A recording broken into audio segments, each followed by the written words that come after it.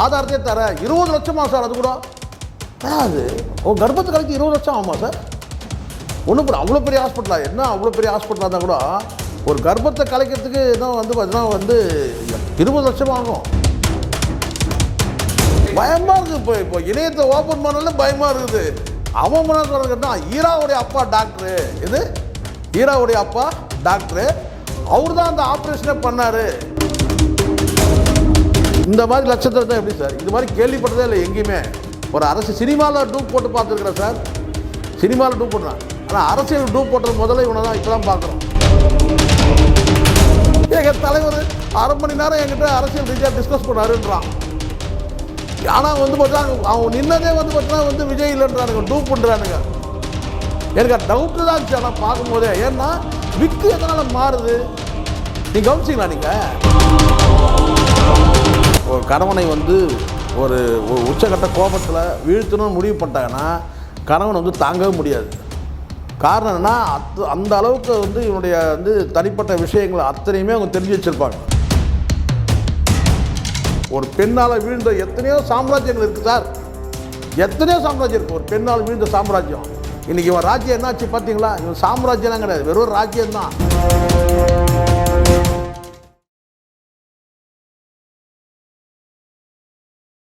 Sir வணக்கம் sir. வணக்கம் Murugan sir. வணக்கம்.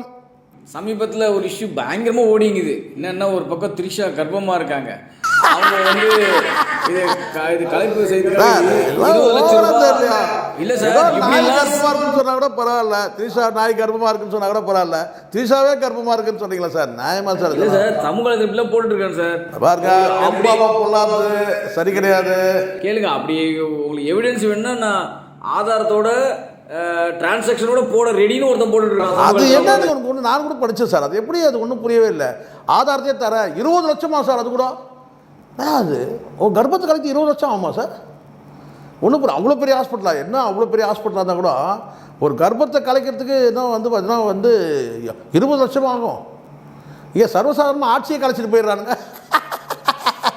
கடந்த கூட திமுக ஆட்சி அதிமுக ஆட்சி 3 முறை கலைச்சிருக்கிறாங்க சார். ஆட்சியை கலைச்சிடுறானுங்க. இங்கே வந்து 20 லட்ச ரூபாயா?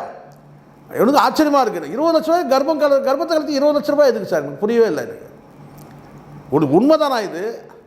அப்படிப்பட்ட கர்ப்பம் யாருடைய கர்ப்பம்டா அது? அப்படிப்பட்ட யாரால் கர்ப்பம் அது கேட்குறேன். இது ஒரு பக்கம் இருக்க. இன்னொரு பக்கம் பார்த்தீங்கன்னா விஜய் அவர்கள் வந்து மர்மமான ஒரு ஆப்ரேஷன் பண்ணியிருக்காரு, மர்ம உறுப்பு அப்படின்ற மாதிரி ஒருத்தர் பயமாக இருக்குது. இப்போ இணையத்தை ஓப்பன் பண்ணல பயமாக இருக்குது. அவன் என்ன சொல்கிறதுன்னா ஈராவுடைய அப்பா டாக்டரு, இது ஈராவுடைய அப்பா டாக்டரு, அவர் தான் அந்த ஆப்ரேஷனே பண்ணார். என்னன்னா வந்து என்னென்ன ஆப்ரேஷன் கேட்டிங்கன்னா வந்து இந்த மாதிரி ஆண் உறுப்பில் ஆப்ரேஷனு. என்ன எதுக்கு ஆப்ரேஷன் கேட்டால் அவருக்கு வந்து பாலியல் ரீதியான வந்து வியாதி இருந்தது, அதெல்லாம் பண்ணான். என்ன சார் இது? ஓப்பன் பண்ணாலே பயமாக இருக்குது. இணையத்தை ஓப்பன் பண்ணாலே வந்து விஜய் பற்றி என்ன திகில் மேட்டர் வரும். இன்னொரு கதை தெரியுமா உங்களுக்கு? விஜய் இது வரைக்கும் கேரவனில் நின்று பேசுறது மட்டும்தான் விஜயனா. இது கேரவனில் நின்று பேசுறதுக்கு இல்லையா, அதுவும் சிபிஐக்காக போனார் பாருங்க. சிபிஐக்காக போல அது மட்டும்தான் ஒரிஜினலாம். மலேசியாவில் டான்ஸ் ஆட பாருங்க, அது மட்டும்தான் ஒரிஜினலாம். மீதி எல்லாமே வந்து ஃபேக்கா சார். இது நான் என்ன சொல்கிறதுன்னு தெரியல. ஃபேக்னா என்ன? மீடியாவில் காட்டுறதுலாம் ஏஐ மூலமாக காட்டுறாங்க. டைரெக்டாக காட்டுறது வந்து பார்த்திங்கன்னா வந்து டூப்பு.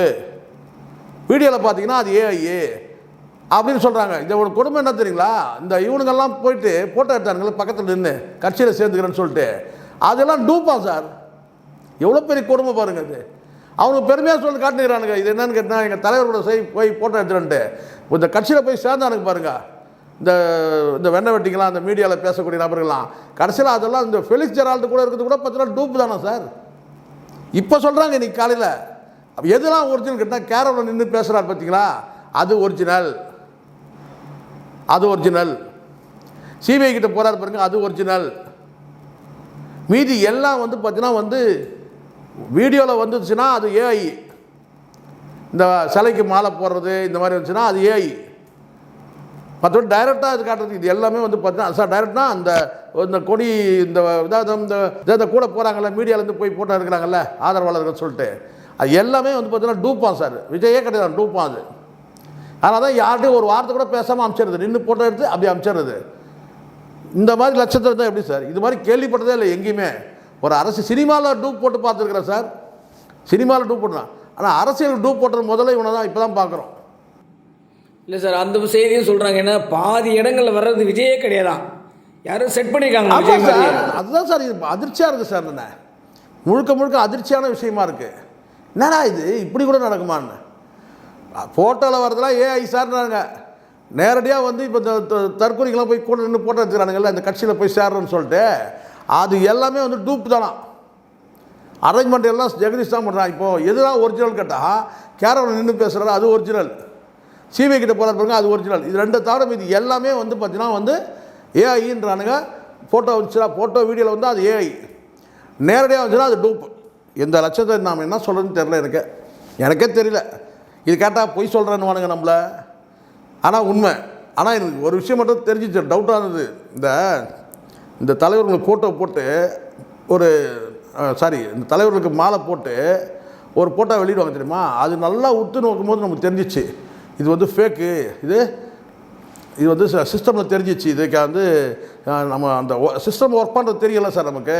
இது ஏதோ ஒர்க்காக வந்து சிஸ்டமில் ஒர்க் பண்ணியிருக்கிறாங்கன்றது தெரிஞ்சிச்சு அது. ஏன்னா அந்த படமும் இவன் நிற்கிற பொசிஷனு, கையை எடுத்து வைக்கிறது, இது எல்லாமே வந்து ஃபேக். இது ரெடி பண்ணதுன்றது தெரிஞ்சிச்சு. சரிங்களா? நான் டைரெக்டாக ஃபோட்டோ எடுத்துருந்தாங்கன்னா அது வேறு மாதிரி இருக்கும். ஏன்னா ஒரே மாதிரி இருந்துச்சு, ஒரே மாதிரி. ஒரு வருஷத்துக்கு அப்புறம் ஒரு 6 மாதத்துக்கு இன்னொரு தலைவருக்கு போடும்போது எப்படி ஒரே மாதிரி வரும், அதனால தெரிஞ்சிச்சு நமக்கு. ஆனால் எதுக்குடா இந்த பொழப்பு? கேவலமாக இல்லை? கேரவனில் நின்று எடுக்கிறது ஒரிஜினல்ன்றான். அது மட்டும்தான் அவர் நின்று பேசுகிறாரு சார், அதுதான் சார் ஒரிஜினலு. மீதி அவர் வீடியோ வாயிலாக பேசுறது மட்டும் தான் ஒரிஜினல்ன்றாங்க சார். வீடியோ கண்ட்ரோல் மீதி எல்லாமே வந்து அதுதான் சொல்கிறேன். ஃபோட்டோஸ் வருது எல்லாமே ஃபோட்டோஷாப்பு வந்து மேலே கேரவனில் ஏறி நின்னாக்கா நின்று பேசுகிறது அது ஒரிஜினல். சிபிஐக்கு போகிறது ஒரிஜினல். மீதி எல்லாம் வந்து பார்த்தீங்கன்னா வந்து ஏஐன்றானுங்க. வீடியோலாம் ஏஐ, மீதியெல்லாம் டூப் பண்ணுறானுங்க.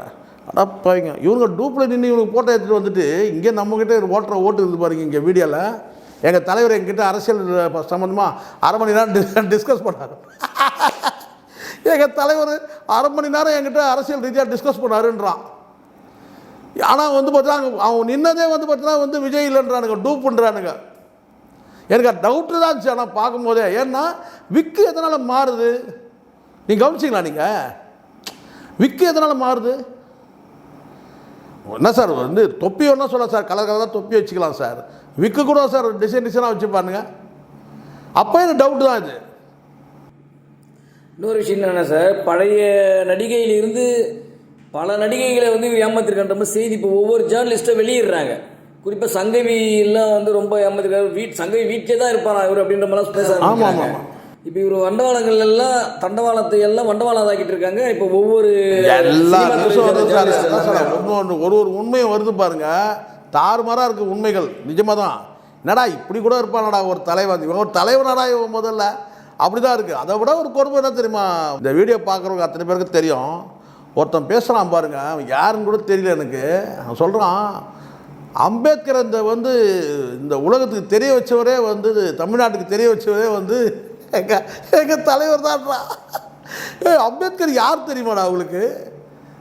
எவ்வளோ பெரிய ஆளுமை இது. என்ன சார், அம்பேத்கரை அறிமுகப்படுத்தி வச்சு தெரிய வச்சதே எங்கள் தலைவர் தான் அப்படின்னு பேசுகிறான் சார். என்னத்த சார் சொல்கிறது? இல்லை, அது ஒரு பக்கம். இன்னைக்கு ஒரு தற்கொலை பேசிக்குது வளர்ந்த கட்ட இவ்வளோ மென்டலாக இருப்பாங்க. ரஜினி திமுக மிரட்டுனாங்க அப்படின்றாங்க அரசியலுக்கு வரும்போது. மிரட்டுறாளா சார்? இதெல்லாம் சொன்னால் வாய் கூட பார்த்தீங்கன்னா என்ன சொல்கிறது, இவெல்லாம் மனுஷன் ஜென்மம். அவரெல்லாம் மிரட்டுறாளா அவரு ரஜினி? எனக்கு தெரிஞ்சு அதெல்லாம் கிடையாது சார். எப்போவுமே இவரும் யாரையும் மிரண்டது கிடையாது, இவரையும் யாரும் மிரட்டினது கிடையாது. அப்படி சும்மா சொல்ல வேண்டியதுதான். ரஜினி டிஎம்கே மிரட்டு, ஜெயலலிதா அவர்களோட ஒரு சண்டை சச்சரவாச்சு, அது தெரியும்ல. அதாவது பாபா படத்தில் ஜெயலலிதா அவர்களோட முரண்கள் இருந்துச்சு, ஒரு வாக்குவாதங்கள் இருந்தது, அதெல்லாம் இருந்தது. ஆனால் டிஎம்கேவோட எதுவுமே கிடையாது. எப்போவுமே மிரட்டல் ஒரு அதெல்லாம் கலைஞர் போய் ரஜினியை மிரட்டுவாரா? முட்டாள்தனமாக பேசுகிறானுங்க. அப்படிலாம் ஒரு சம்பவமே நடக்கலை சார். ஒரே ஒரு இன்சிடென்ட் மட்டும் இதுதான். புரியுது சொல்கிறது?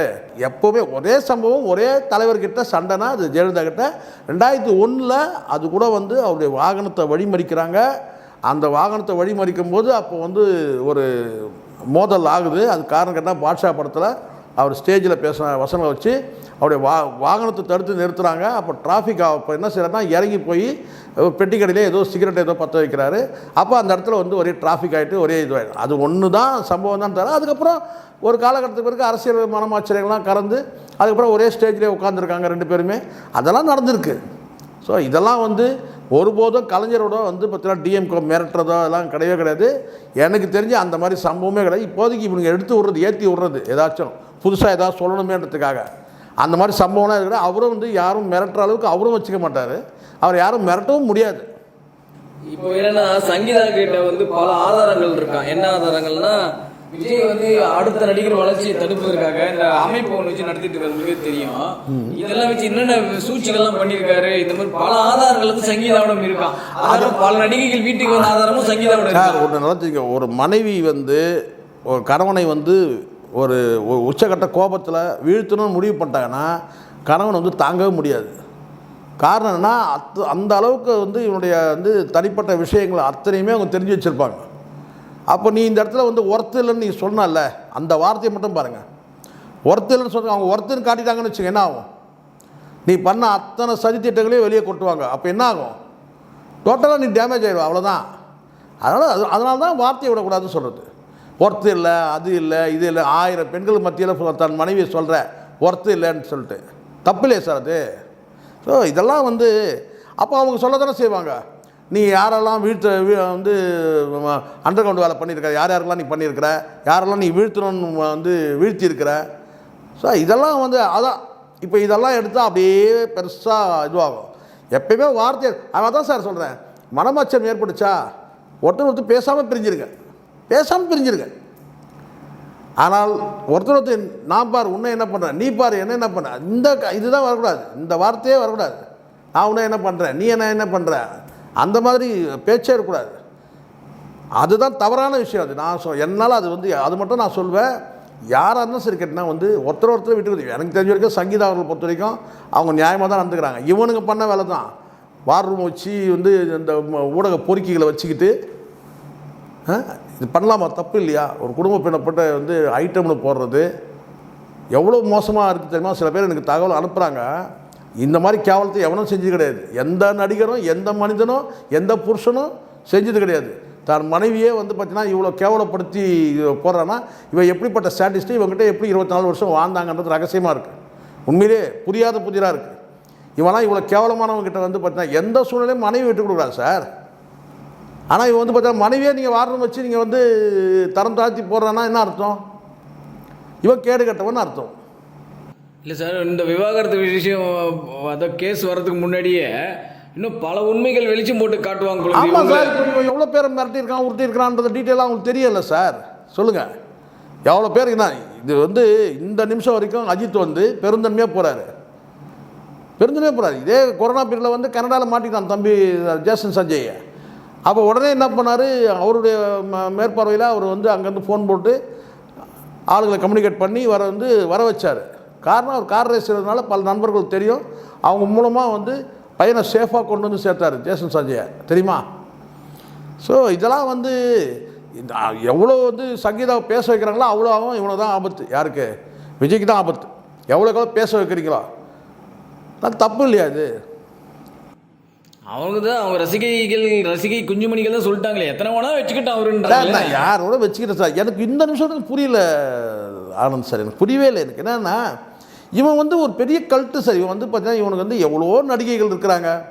அந்த நடிகைகள்லாம் வந்து நீங்கள் சொல்லலாம் இது இப்படி இருக்கிறாங்க அப்படி இருக்கிறாங்க. சில நடிகைகள் சொல்லுவாங்களே சார் பூசணா மாதிரி இருக்கிறாங்க, இதை தான் சொல்லுவாங்களே. இது என்ன இது ஒரு பார்க்கறதுக்கு வந்து நம்ம இவர் கூட சொல்லுவாங்களே சார், பேர் என்ன சொல்லுவாங்க, இந்த குண்டு கத்திரிக்காய் இதோ சொல்லுவாங்களே சார். இந்த பாடி ஷேவிங் இல்லை, அந்த பாடி வச்சு சொல்லுவாங்கள்ல பூசணா மாதிரி இருக்கிறாங்க அப்படி சொல்லிட்டு அந்த மாதிரி வந்து இவங்கள மாதிரி இருக்கிறாங்க அவங்கள மாதிரி இருக்கிறாங்க. அந்த உடல் பருமனை வச்சு கும்முன்னு இருக்கிறாங்க, புஷ்ஷுன்னு இருக்கிறாங்க. அந்த மாதிரி இருந்தால் பரவாயில்ல சார். அந்த மாதிரி சொல்லுவாங்கள்ல, வா என்ன ஆள் பார்க்கறதுக்கு கும்முன்னு இருக்கிறாங்க, புஷ்ஷுன்னு இருக்கிறாங்க அப்படின்னு சொல்லுவாங்க. அந்த மாதிரி ஏதாவது வந்து பார்த்தீங்கன்னா வந்து இவர் சொல்லுவாங்க, சில பேர் சொல்லுவாங்கள்ல, நான் குதிரை இன்னமும் சொல்லுவாங்க சார், குதிரை மாதிரி இருக்கிறாங்க அப்படின்லாம் சொல்லுவாங்கள்ல, பந்தய குதிரை மாதிரி. அந்த மாதிரி தான் நான் இங்கே பேப்பர் வெயிட் வச்சா வந்து அப்பளம் நொறுங்கிடும். அப்படி தான் இருக்குது இவருடைய தேர்வு. என்ன, நான் ஏதோ திரிஷாவை சொல்கிறேன் நீங்கள் நினச்சிடாதீங்க, நான் பொதுவாக சொல்கிறேன். விஜயோட தேர்வு எப்படி இருக்குது? இந்த அப்பளம் வந்து காற்றுல பறக்காமல் தூக்கி பேப்பர் வெயிட் வைப்பாங்க சார், அந்த அப்பளம் உடஞ்சிரும். அப்படி தான் வந்து இவருடைய டேஸ்ட் இருக்குது இல்லையா, இவருடைய செலெக்ஷன் அப்படி தானே இருக்குது. அதுக்கு சொல்ல வரேன். நான் யாரையும் வந்து எனக்கு பாடி ஷேமிங் பண்ணுறது எனக்கு பிடிக்காது. பட் சொல்கிறேன் நான், நீங்கள் குறிப்பிட்ட ஒரு நடிகை சொல்லும் போதுப்பா அவங்க வந்து ஆள் வந்து ரொம்ப ரொம்ப லுக்காக இருப்பாங்க, ரிச் லுக்கு, ஃபேராக இருப்பாங்க, அப்படி இருப்பாங்க இப்படி இருப்பாங்கன்னு சொல்லுவாங்க. சரிங்களா, உடல் வாகு வச்சு சொல்லுவாங்க. யாரை சொன்னாங்க பாருங்கள், தட்டினா ரத்தம் தெரிக்குங்க, அந்த அளவுக்கு கலருங்க, அப்படிலாம் கூட சில நடிகைகள் வந்து பாராட்டுறதை நான் பார்த்துருப்பேன். நமக்கு இந்த கர்மத்திலலாம் ரொம்ப அதிலலாம் உள்ளே போயிட்டு நம்ம இதில் பேச முடியாது. ஆனால் சொல்லுவாங்க, கும்முன்னு இருக்கிறாங்க, புஷ்ஷுன்னு இருக்கிறாங்க, ஆள் வாட்ட சாட்டமாக இருக்கிறாங்க அப்படின்லாம் சொல்லுவாங்கள்ல. அந்த மாதிரி கூட இல்லையே. அதனால தான் சொல்கிறேன், அப்பளத்தை தூக்கி வந்து பேப்பர் வெயிட் வச்சா அப்பளம் நொறுக்கிறோம், அப்படி தான் இருக்குது. ஆனால் அணில் வந்து பிராண்டு கொடுத்துச்சு, அது அணில் அப்பளம், அப்படி தானே இருக்குது. எனக்கு அதில் நான் சொல்கிறேன் சார், எனக்கு வந்து ஒரே பார்வை தான், கட்டின மனைவிக்கு துரோகம் பண்ணக்கூடாது சார். அது யாராக இருந்தாலும் சரி, எவ்வளோ பெரிய கல்ட்டாக இருந்தாலும் அவன் சந்திச்சிருச்சு அசிங்கமாகும். ஒரு பெண்ணால் வீழ்ந்த எத்தனையோ சாம்ராஜ்யங்கள் இருக்குது சார், எத்தனையோ சாம்ராஜ்யம் இருக்குது. ஒரு பெண்ணால் வீழ்ந்த சாம்ராஜ்யம். இன்றைக்கி இவன் ராஜ்யம் என்னாச்சு பார்த்தீங்களா? இவன் சாம்ராஜ்யம்லாம் கிடையாது, வெறும் ராஜ்யம்தான். ஒரு பெரிய கல்ட்டுன்னு இப்போ என்னாச்சு பாருங்கள், மொத்தமாக உடஞ்சி விழுந்து தூள் தூளாயிடுச்சு, அப்பளம் மாதிரி நொறுங்கிடுச்சு. அவ்வளோதான், அணில் அப்பளம் நொறுங்கிடுச்சு, அவ்வளோதான். சரி சார், பொறுத்து வந்து பார்ப்போம். Thank you very much sir. Thank you, நன்றி சார். இது போல பல வீடியோக்களை கண்டு மகிழ எங்களது ரீசன்ட் வாய்ஸ் சேனலை மறக்காம சப்ஸ்கிரைப் பண்ணுங்க.